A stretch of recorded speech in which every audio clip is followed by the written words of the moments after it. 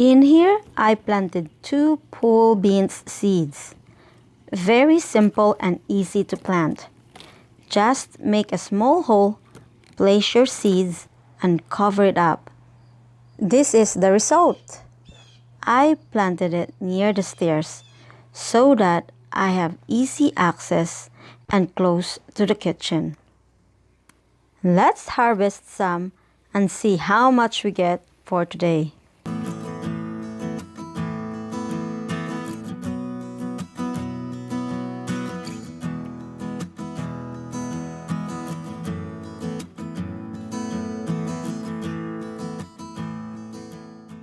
And if you are a beginner, I highly recommend to plant pole beans.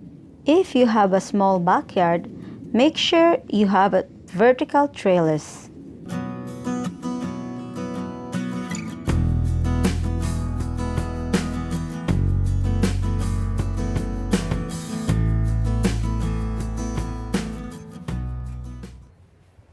It is very prolific. You will have to harvest it every week.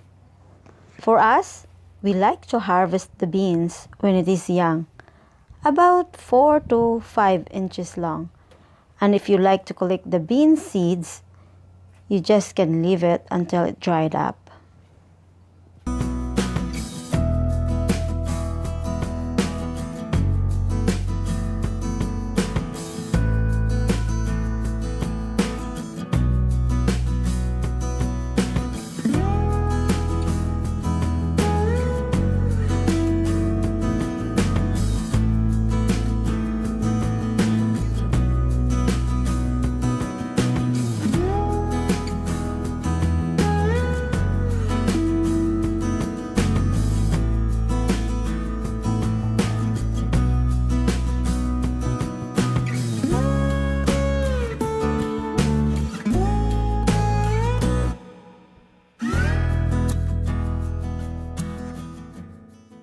These 2 seeds right here produces this much.